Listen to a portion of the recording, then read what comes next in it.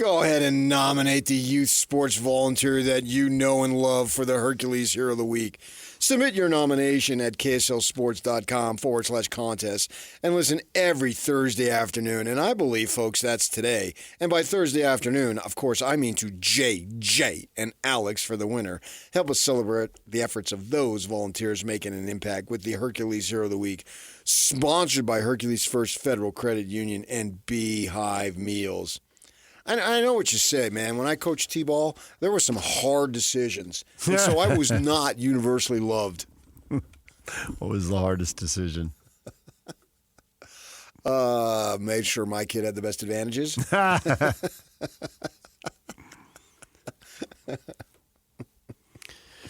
When I was coaching, it was about the yelling. I'm not yelling because I'm mad. I'm yelling to be heard. The wind is blowing, and the kids are 40, 50 yards away. Hey! Ah! No, sure, to an extent. Move up! But if you got reached ball 3 on a weak hitter, I let the pitcher know about it. So it was a combination. Throw a strike! Yeah. No, I wore out a path from the dugout to the mound. Teach them when they're young, man. This is a competitive world out there. This ain't no straw and a juice and a Twinkie for everybody. I see you coaching. I immediately get Vic Morrow and the Bad News Bears. Coaching the Yankees. Drawing a line. Play to win. Throw the ball. You want that? That's you go over there and get the other stuff. No. I was coaching as if they were comp ball right from the start. Winners and losers. Put a question up here on Facebook with the Knicks Celtics series. Would have been different for small guards like Jimmer and others if they got the chance to be ball dominant like Jalen Brunson. And I want to see how far the Knicks can go because Brunson has the ball in his hands a lot. Right? A ton. Yeah, and he didn't get that in Dallas. So he was a nice player, and he showed it here when the Jazz lost some games when Doncic was out. Doncic was out, and he had a chance to have the ball more, and it went well for Dallas. Right. It went really well. Yes. And the Knicks pounced. And then he becomes the free agent, blah, blah, blah. And now he's developed himself into a big-time player.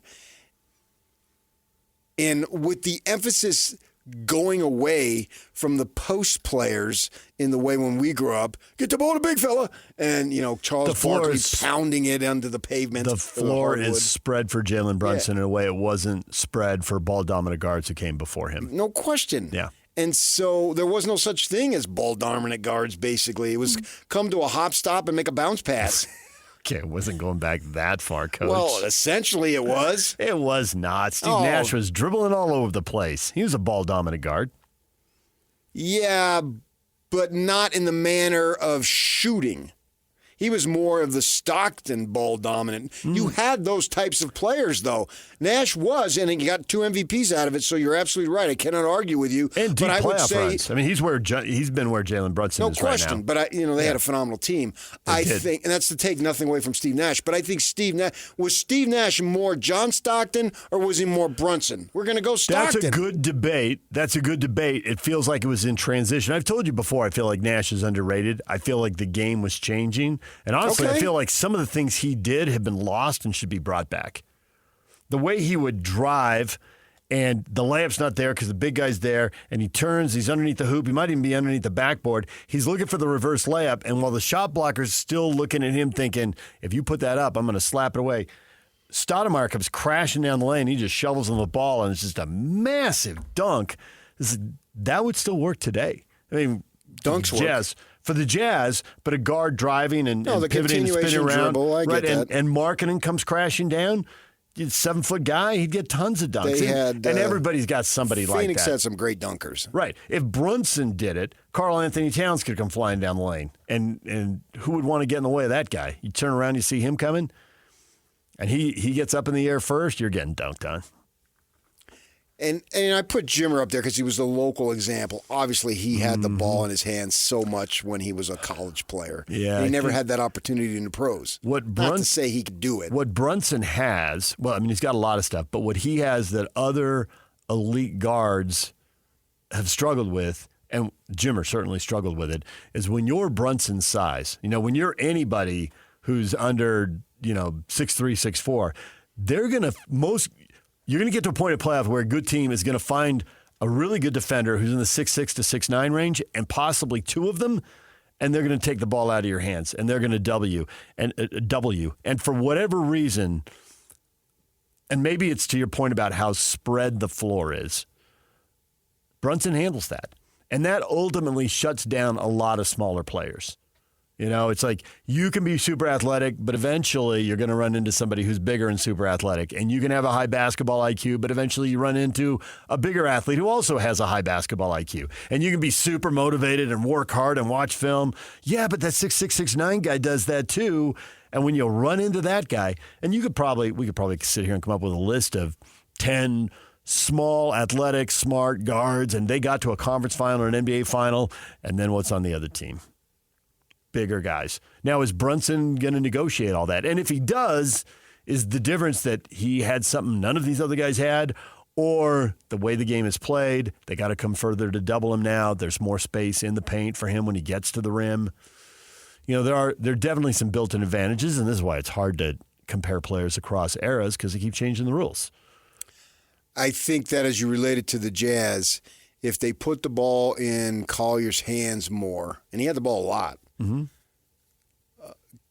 could he be that effective? Now, he would have to be able to pass the ball because he's not the shooter that Brunson is, but let's see what he can do. I don't remember what kind of shooter Brunson was in his early days in the NBA because I wasn't really watching him. Nobody was watching him. He was just a guy on a roster. Right, and even then, though, the shots he got were different. If you're playing with Luka Doncic and you're playing off the ball, right? But I mean, just pure shooting ability. Pure shooting. I'm talking about. Yeah. I don't know what he was. Yeah, there weren't as many shots to be seen. No, not at all. Not at all. And so, could he have been doing this for Dallas?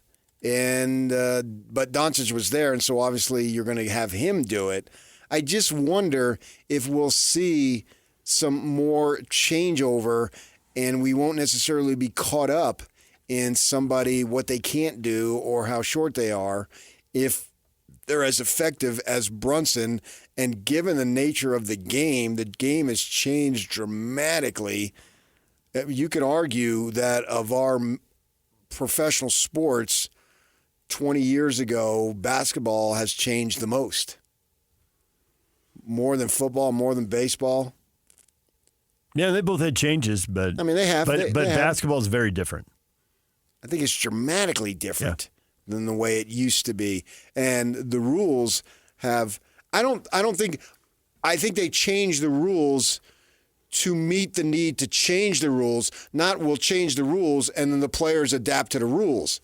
The rules adapted to the players, because every coach will have a loophole. If there's any loophole to be found, they will find it. Yes.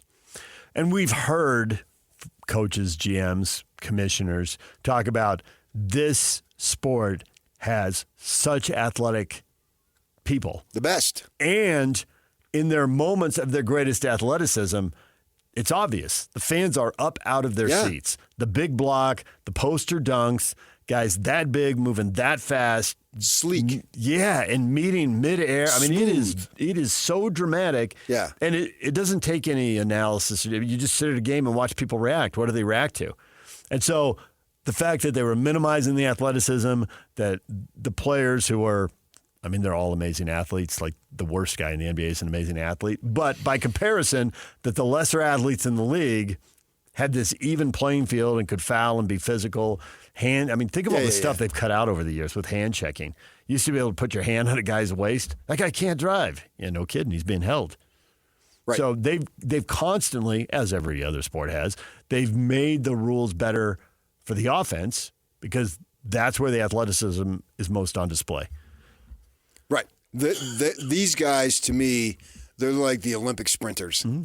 Everybody's attracted to the Olympic sprinters and to watch them. They look like locomotives running down. It's unbelievable. The it's path. So impressive. And these guys here look like that to me when they're doing the running and the jumping and all the stuff that. It's why the NFL's so awesome. The NFL's changed the rules to show off the wide receivers Because right now, if I say John Jefferson the catch, you can see him absolutely. It looks like he's been photoshopped.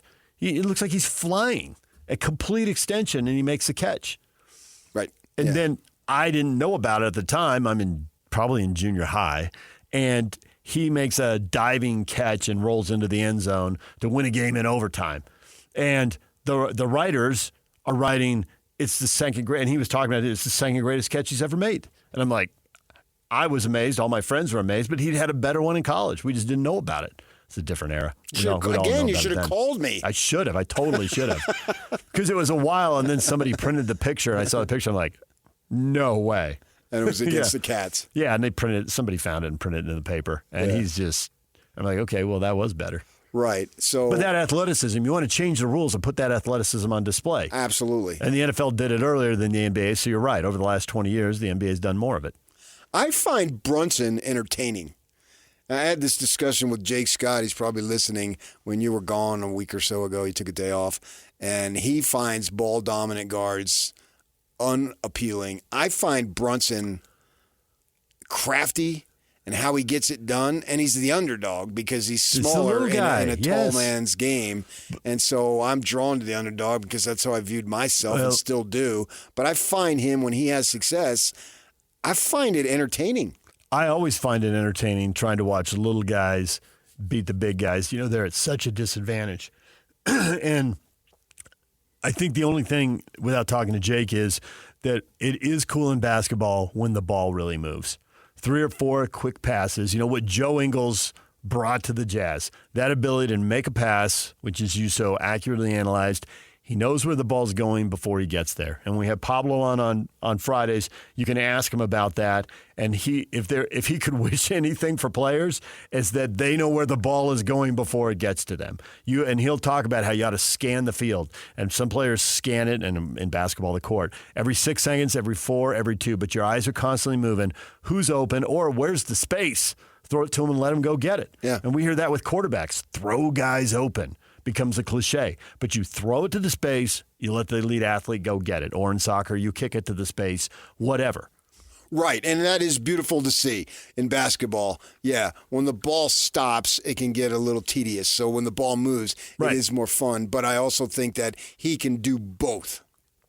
And Brunson, he's the little guy. And the little guy always, with the exception of Isaiah, is the beloved guy. I knew as soon as I said always, I'm like, PK's going to find the exception and get me. Okay, so Isaiah wasn't beloved, but so many little guys are. I mean, it was Stockton here, but we were in the era when Spud Webb, that was incredible. He's a little guy, caught everybody's attention. Muggsy Bogues, same way, caught everybody's attention. But you don't have to be that little. No.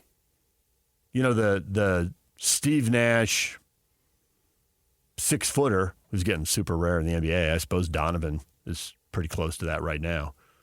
Yeah, but I would like, if the guys can play, that's what I'm saying, man. I mean, Curry isn't big. If they can play and be effective, put them out there. Best player under 6'6" in NBA history, maybe Oscar Robertson, because I think he was 6'5". I think Curry's listed as 6'4". Now, who knows? Oh, right there, yeah. Yeah, Jerry West would be in that 6'2", 6'3" range, I think. You stood next to him. He was taller than you, but he didn't tower over you. Correct. That's why I said what was Jerry West. And when I saw him in Santa Barbara at a game once, and I was thinking, how tall was he? Yeah, I bet he's 6'2", 6'3", without looking it up. Although listed people lie listed heights all the time. Yeah, having been around him when I was down there. DJ and PK, when we come back, the PGA Championship is underway. How low will they go given all the rain? We'll talk first-round coverage with Bob Casper. Real Golf Radio next. Ladies and gentlemen, may I present... This is JJ and Alex. Now, every team has been assigned a Heisman contender. If you were going to pick somebody who'd win the Heisman Trophy, the Heisman Trophy is built for numbers. The Heisman Trophy is built for flash. And Devin Dampier for Utah could actually give you both of those things. If you're actually going to list somebody on every team, fine, that's fun. And Utah, I think if you're really talking about it, inside the state of Utah, the person who would actually have the ability to be able to do it, I think is Devin Dampier. I agree with you. If he is able to do the things things he did at New Mexico on a Power 4 stage and is even more productive in the past game, he's going to make some noise. Is it going to be Heisman noise? Utah would have to have a remarkable season. He has the type of skill set and he has the type of electricity that will get that kind of attention when he's successful. Catch JJ and Alex afternoons from 3 to 6. Presented by G2G Bars on 97.5, the KSL Sports Zone. DJ PK, we're joined by Bob Casper from Real Golf Radio. He is at the PGA Championship, Quail Hollow. Bob, good morning. How you doing, guys? Good. I'm watching some clips and all the stories about the rain and the soggy golf course. It looks like the sun is out, but guys are racking up birdies here, Bob. There's 10 guys at 3 under midway through the first round. I guess that's all the rain on the greens, right? Well, the thing is that the greens have what's called the sub-air system in them. So they got the water like out? They do at Augusta. Yeah, so they can suck the water out of it. Now, the fairways are a different story. They don't have it in the fairways like they do at Augusta National. Brian and I were out on the golf course yesterday walking, and we were on the 16th fairway, a downhill sloping fairway, and the mowers were running down the fairway and pushing about a 4-inch wall of water off the front of the mowers as they were cutting the fairway. So it's still moist and wet in the fairways, which means if the balls hit in the fairway, they're going to hold up a little bit and stay in the fairway more. But the greens are definitely bouncing out. Seen a lot of shots in walking the back nine with Tony Finau and Rory and those guys. Balls hitting in the green short of the flag and big high bounce 10, 15 feet past the hole and not stopping very well. So these guys really got to they got to really hit some precise shots and make some good putts, and that's what's kind of causing everything to go this week. How much do you believe in the phrase horses for courses, meaning some guys are just made to play some courses better than others? Well, PK, the fact is that there are certain courses that guys really, really like. And, you look at Tiger. Tiger won Memorial, I think, 8 times. He won the Arnold Palmer Invitational like 8 times. He won at Torrey Pines like 8 times. Those are courses that he really, really loved to play, and they were always on his schedule. So it is. Rory is struggling a little bit, hitting the ball left off the tee at the start of his PGA Championship. But you know what? There's a lot of golf still to be played. He's only probably, I think he's at even par, maybe 1 over par. And, there's still a lot of golf. Are you ahead of us? I got him at 1 under. Well, what did he make on 16? They haven't posted it. They haven't posted it yet. Okay, so yeah, he was 1 under going to 16. He kind of butchered that up a little bit, and I don't know if he made a bogey or if he made a double bogey there. So, did you hear or read the Hunter Mahan quote? No. It sounded like it would have come from you, PK.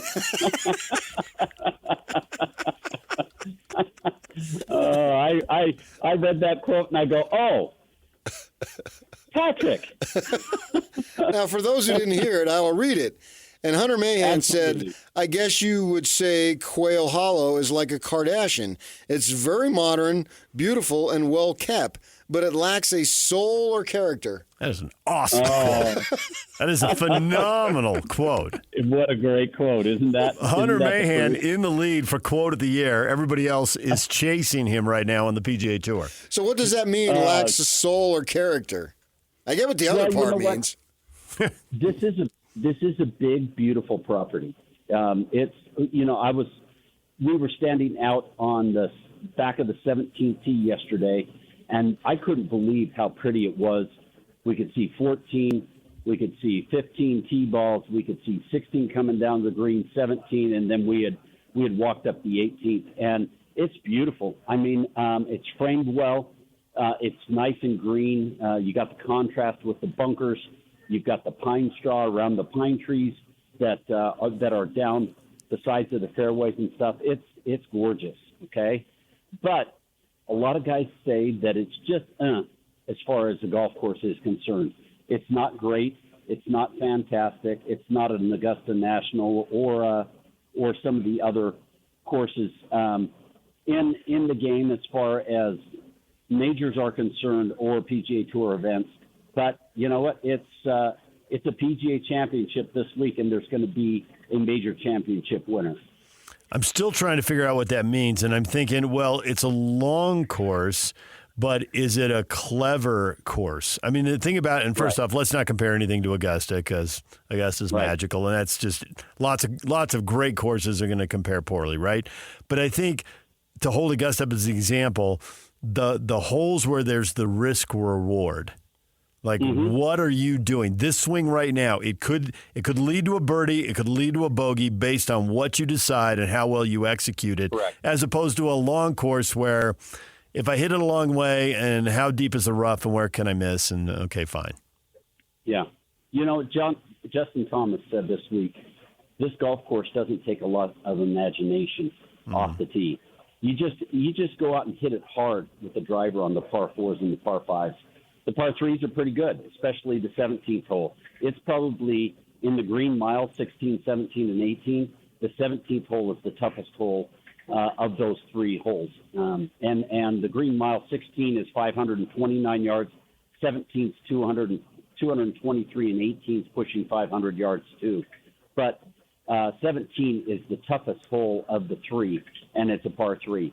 So, having said that, like you said, it's just a big brute of a golf course. It's the second longest course in major championship history. And you just got to hit it, man. You just got to hit it, and you got to make some putts. Everything is this golf course. Of course, you got to hit it in the fairway off the tee, but it's like JT said, doesn't require a lot of imagination. Where you have to get the ball closest with your shots, your approach shots into the green, and then you got to make putts. You absolutely got to make putts. Several years back, probably about 4 or 5, I was down in Phoenix, and I ended up running into Tony's father, and watching Tony, obviously. And so I walked with him for about 5, 6 holes, and he was very delightful to talk to. And he was talking about, nothing compares to when Tiger is playing because the gallery is just so enormous, and it always is. You always know what's happening on that hole because you could hear the crowd. Now, obviously, he's been down for a bit. I'm wondering who, if anybody, equates to that or comes close to that as far as the galleries having the interest in watching them. It's collective, PK. It's collective now. You've got Tiger. You got Tiger on his own was the one that drew everybody, but now you've got Scheffler and you've got Rory and you've got Xander. We were, moving a half a hole ahead of Tony as we were walking on the golf course this morning, and so we're walking into Rory and Scheffler and Xander, 10, 15 deep on every hole, and that's what you would see with Tiger, 10, 15 deep. You couldn't really walk and watch him unless you were pretty tall. And so that's what you get with a collective. And I don't know that we're going to see anybody like Tiger in the near future other than if Scottie Scheffler gets on a roll again and he might get to, 20, 25 wins in the next year or two. And then we're going to see him be the guy that's going to kind of take the torch. So even guys like Spieth or Koepka, I mean, there's guys out there with multiple majors. They don't match those other three? No, I don't think so. Not right now. Spieth at one point in time in 2015 he did when he had a chance to, he wins the Masters in 2015. He then goes and wins the U.S. Open in 2015, has a chance going to the last 2 holes of the Open Championship and misses the playoff by 1 shot, and then has a chance at the PGA Championship at Whistling Straits when Jason Day won and finishes, second there. So that year, Spieth was the guy that was kind of pushing the Grand Slam in 1 year like Tiger had done. And I think that was another guy that kind of set the golf world on its ear because of what he was trying to do, where, Rory has done the same thing this year with getting the career Grand Slam. And that kind of has set the golf world on its ear so far this year as well. Yeah, that's amazing, Bob. As you say that, you talk about Jordan Spieth, and I still view him as a youngster, but you're talking about 10 years ago. Yeah. That's a long time in the life of a professional athlete to think that, wow, we're 10 years removed. How long can a golfer stay at his peak? Because that is so difficult. Tiger was a different animal. He was amazing in that he had some crazy good years, and then he would break off a little bit, still win 1 or 2 events, but his good years he was winning 7, 8, 9, 10 events. There's really not anybody that can do that right now, and it seems like the guys right now have windows of opportunity, and they need to take advantage of those windows of opportunity, like Jordan Spieth, like Justin Thomas, like Rory, Scotty Scheffler winning, 7 or 8 times, 9 times last year. You got to do the things that will keep you in the best position possible, the best health physically possible, and then just try to keep things on an even keel and going on a year-to-year basis. And, unfortunately, Scotty, got a late start this year because he had that accident when he was making, ravioli with his family over Christmas and punctured his hand with the stem of a wine glass, had to have surgery. And then it was, he didn't have his normal start. He's finally back in the swing of things with how he played a couple of weeks ago at the Byron Nelson when he shot 31 under par and won. He gets his first win for the year. But Jordan Spieth, another one. He had a cyst on his wrist, had to have surgery. He's still trying to get back in swing. Xander Schauffele had some problems with his ribs and his back. He's still trying to get back in the swing of things after a great year last year, winning 2 major championships. But Tiger had those also. He had to have knee surgeries. There's a lot, back surgeries. There's a lot of things that go along with trying to physically keep yourself up to par, and then your body breaking down a little bit. Well, Bob, we appreciate the time. I will always be curious if you would have brought the Hunter Mahan quote up or if PK was only – I didn't know it. I wouldn't have brought it up, but, leave it to PK. He'll do it. I'm glad he did. That's why I'm here. Exactly right. That's right. That's an awesome quote. And I love it. That was so awesome. All right, thank you, Bob. We appreciate it. All right, guys. We'll talk to you later. Bob Casper, Real Golf Radio. He and Brian Taylor are there, and they will have updates all day today, all day tomorrow, every show. They'll be joining and bringing everybody up to date on whatever has happened at the PGA Championship. And, of course, you can catch their show Saturday morning right here on The Zone. DJ and PK, Chris Cartman covering Arizona State. We're talking Big 12 champs. The spring football tour continues at 9:05 with Chris right here on The Zone. This is Jake Scott and Ben Anderson. Christian's never seen Almost Famous because you and I are both ancient. One of the best movies ever. And Earl is the lead singer. Jason Lee. Jason Lee. Who started his career as a professional skateboarder. Do you know that? He's like one of the greatest skateboarders of all time. And was like, I'm going to shift into being a big-time actor. Scientologist. Okay. So. Cool. What do you mean? Isn't it a well-known fact that Jason Lee is a Scientologist? I just thought it was a little irrelevant to the story, but... Well known to 1 out of the 3 of us. I don't know. I was thinking of all the things that I know about Jason Lee. Ben dropped this skateboarder thing in there, which seemed fairly fascinating. I just happen to know the guy's a Scientologist. That's all. What are you implying? About Jason Lee today.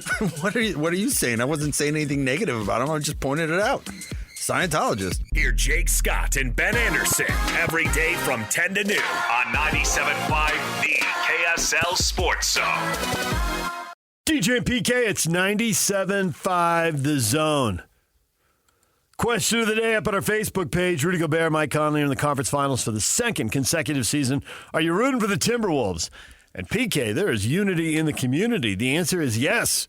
People are rooting for him, partly because of Rudy, Mike, a lot of people mentioning the other guys. I mean, Joe Ingles is obviously wildly popular here. He's also at the point in his career where he's barely playing at all. And I don't think he is playing at all in the playoffs, even in the regular season, though. I think he got 3 or 4 minutes at the end of a blowout here in Utah, and it was like the most time he'd had in a month. Right. Combined. He hadn't played 3 minutes in the previous month. I know he wants to be on a roster next year. Maybe he can do it. Looks like a long shot to me. It looks like a long shot. But yeah. he's up. He's always up. First guy up, talking to the guys. Yeah. He's engaged. Good teammate. Laughing at guys on the court. I've seen him. He's provoking people from the sideline. Yeah. Doing what he does. Keeping the morale up on the bench. He's a needler. Yeah. He loves that stuff. So I guess it's the adopted team for the rest of the playoffs. We got 6 teams in, and it feels like that's the team most people would like to see win out of the 6 that are left. I'm fine with any of the 3 in the West. Minnesota, Denver, OKC? Yes. Everybody's got an angle. To me, there's a story with everybody. Did the Pacers finally break through? There usually is. They're close again. I would say no. And they've been close before. Yeah, probably. Do you think anybody has a 50% chance now with 6 teams left? If Jason Tatum is miraculously healed, yes. That's not happening. I think Oklahoma City is the favorite, but not overwhelming. I don't think they're ready to be a great team that is invincible. So the fact that Denver is giving them stuff is not surprising at all. Well, Denver's starting 5 is awesome, but the bench is not, and it's hamstringing them game after game. I mean, they're getting outscored 22-10. The bench is getting outscored 35-8. Can't pay everybody. And there it is. It's the nature of the league. But I could see any of these teams from the West winning or getting to the final, and then we'll see who's available. Minnesota, to me, I think right now seems to have the most. But you know, how much of a test did they get? Because obviously Curry going down is a major blow. I could argue it's even more major than Tatum going down because Boston has other guys, and the Warriors outside of Butler don't really have anybody that I could look at and say, okay, yeah, he could pick up the slack. Whereas Boston, maybe not force the whole way to win it all, but any particular game, if Boston were to win, that's not surprising. Well, Game 5, for instance. Yeah, their starters are really good. The starters shot the 3 really well. Right, and they got a couple guys that they can play off the bench. They're playing with energy. Right. They were desperate. Maybe OKC isn't ready quite yet, and that's but they're why on the road. And that's why I wouldn't put them as a better than 50% chance. But I would go, coming out of the West, I'd give them all the 33 and a third. Maybe Denver, not as much because they're just down one game. And we've seen their flaw. They've got to go 2-0. We've also seen their flaw, and it's going to get them. I mean, they've really labored to get to this point. Are they going to win 10 more games and win the championship? I probably wouldn't put that. But to get out of if it was 3-3, I'd give them an equal chance. But it's not. It's 3-2. And they sort of folded down the stretch when it looked like they were going to win Game 5. But they can win over there. They've already proven that. Minnesota, they seem to have a little mojo right now. And maybe it's false because they got to take advantage of the injury to Curry, but they took advantage of it, and now they get to rest a little bit. And Edwards is a premier player, and they've got DiVincenzo, all sorts of talent off the bench. I mean, he's a nice player. He is. He reminds me of a more athletic Harpering. We've had 6 different champions in the last 6 years. So I think the idea that we should be out there looking for a great team, maybe Oklahoma City is, everything goes right and they turn out to be a great team and they win, 3 of the next 5 or 6 titles or whatever. I don't know about that, but they will get a title. But right now, I don't know if it's about being a great team. It's just about playing the best basketball over the next 4 to 5 weeks. 16 first. And you get your one and then figure out the rest later. I don't know that any of these recent teams we've seen are great champions. They haven't done it again. Well, Golden State, because they were getting the last one in the dynasty in this run. So just get across the finish line. And if you're a one-and-done team, the way the Bucks were and the way the Raptors were, so what? And maybe the way the Nuggets and Celtics will turn out to be, we'll see. So what? Yeah, so what? Right. I don't care. Indiana's right there with Milwaukee and Utah and whoever else. Just get one. Indiana's been close multiple times. Right, celebrate and go nuts. I think that here locally, Gobert is the most favored player because he connected in a manner, not like Joe, but Joe had more going on in his life with the kid and the kids and his wife. Rudy didn't have that, so he wouldn't have had that connection. And Joe and his wife wanted to be up. She was on committees in the community and everything. It was really amazing to see. I mean, they're foreigners, but they spoke the language, so it's a little bit different. But the connection that they made, and Joe's on the team, and he would he would be on a title-winning team. Obviously, he wouldn't have contributed as much. If you're on a team, you can contribute in a manner that necessarily the public doesn't see and the fans don't see. And so go ahead, whatever role you're asked to do, go ahead and do it. And Joe has been really good about doing that. But I think Rudy is the most favored son. I think of all the ex-Jazz players in the history of ex-Jazz players, Utah Jazz players, I think Gobert, if you said he was at the top of the list in terms of favored, I can buy it. You mean of the players who left before their career was over? For people who, if you only played, not Hornacek, and these guys are retired here. No, I'm not talking or played for a prior team. I'm talking about played for the Jazz and then went on and played somewhere else in the league. You don't get to end here. But of all the guys who started here and moved on and didn't finish here. And were here for a bit and made a contribution. Obviously, Gobert did all those things. Yes, I think you can argue he's the most popular ex-Jazz player. I think that's right. As a matter of fact, I'm struggling to think who would be second. Well, Joe. Joe was there. Yeah. If they move Clarkson. It feels like it ended here, but it didn't. I mean, obviously he's been in the league. This is his third team. Right. 3 years, 3 different teams. Yeah. Well, I mean, the knee injury at his age, I mean, he just wasn't going to recapture what he was in his prime. Whereas we've seen basically prime Gobert. I think Favors, people liked him. Yep. Yeah. I'd have to think about other types of players, other names that come in. And then when we get in the 80s, I'm a little shy. Yeah, Raja Bell was pretty popular. He left. Bell? Sure. He left and remained popular and then came back late in his career. Yeah. Yeah. Kind of the Big T Thurl Bailey arc. Was here early, was gone for a while, came back, and Thurl obviously settled here. Yeah. So that's little apples and oranges compared to Gobert, who's still playing. Yeah, Thurl is his time away is like Jordan with Washington. Nobody remembers it. Doesn't count. It doesn't count. He went to Italy, Minnesota, and Italy. Yeah. All right, DJ and PK, it's 97.5 The Zone. Spring football. Chris Cartman, Arizona State. They've been labeled a sleeping giant forever. Is the time finally here? Are they ready to go back to back? We'll talk with Chris Cartman next. Stay with us.